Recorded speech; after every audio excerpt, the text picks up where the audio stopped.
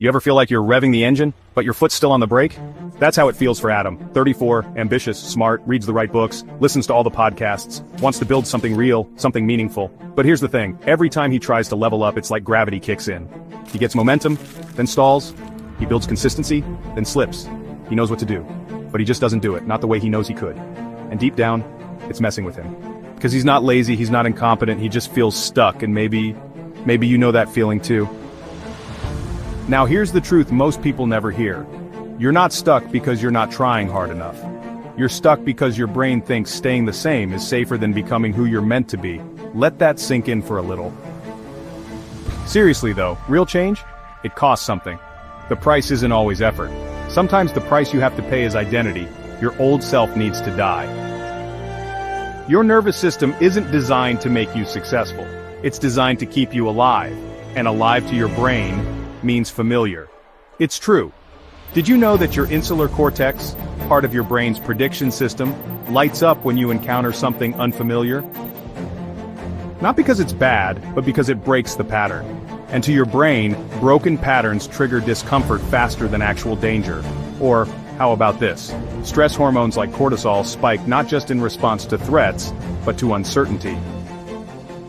So, when you try something new, your body can literally interpret ambition as a stressor. That's why staying the same often feels calmer, even when it's costing you everything. So, what do you think that means for you when it's time for you to move on?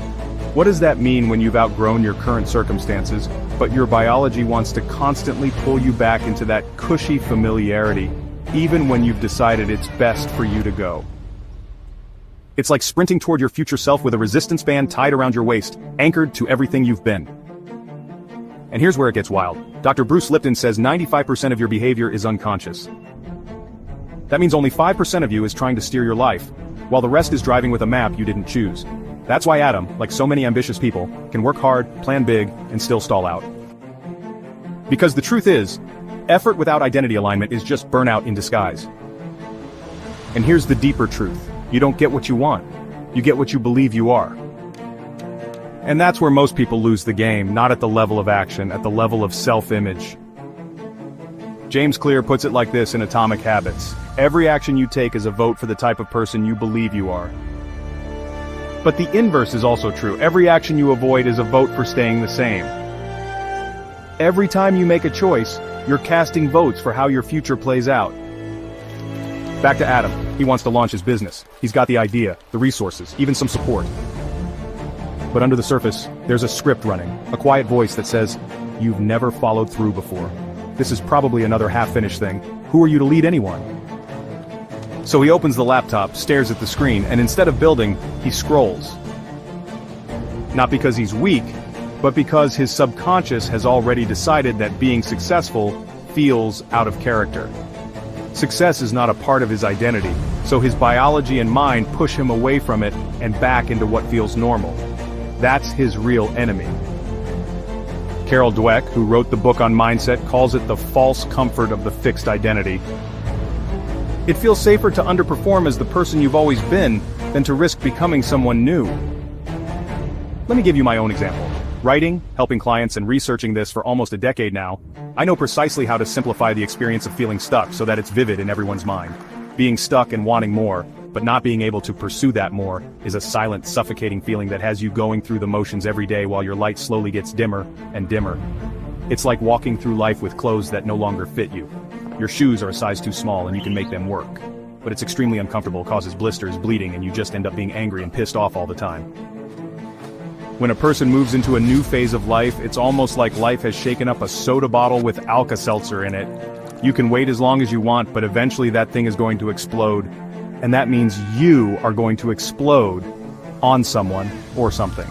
Whenever changes need to be made, it's quite literally a survival situation.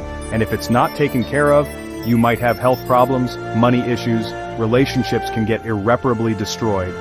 But don't give up hope because there is a way out. It starts with a brutal shift in awareness. You are most loyal to your familiar suffering. Not because you like it, but because it makes sense. So how do you flip it? Let's break it down.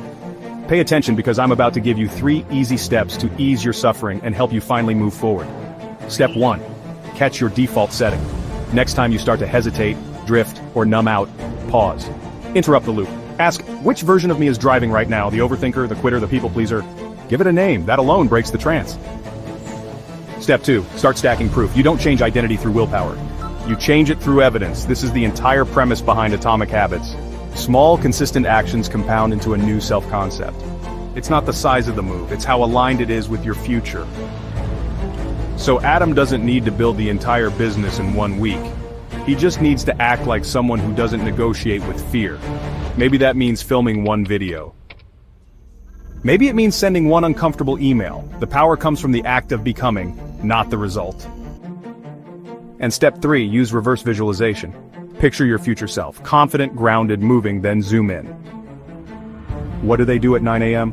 What do they say to themselves when things go sideways? How do they handle boredom? How do they handle resistance? How do they handle doubt? That's the person you copy, not the fantasy though. You can keep the fantasy for visualization purposes, but what you copy is the day-to-day operating system. Dr. Andrew Huberman calls this embedding identity through behavior. Law of attraction people call it being as if. It's not visualization that rewires your brain, it's action under pressure. And here's some old school wisdom that confirms this. Marcus Aurelius said, "You have power over your mind, not outside events. Realize this, and you will find strength." That's a completely different perspective on motivation and manifesting. Control your mind and behavior to get the results you want. Period. So let's circle back. Adam, the version of you stuck in your head, isn't a flaw, he's more like a placeholder. A waiting room version of you stuck between who you were and who you're becoming. And if you're tired of waiting, then it's time. Time to break the loop. Alright, it's time to rewire the story.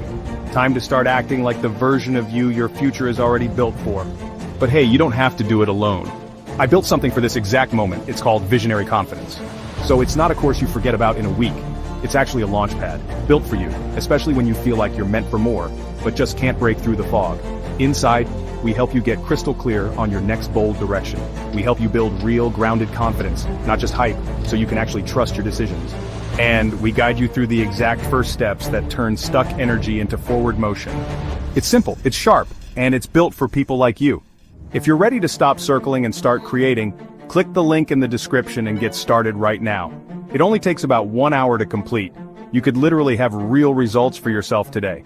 Remember, feeling like a change needs to be made is proof that you're already the person you need to be to make the change. You don't need to become any more than who you already are to transform. When something's ready to go, it's ready to go. And if this hit you, really hit you, then you need to watch the next video that should be on the screen right now. Fear isn't a sign to stop. It's a flare from your future self, calling you forward. If you feel like answering it, I'll see you in the next video.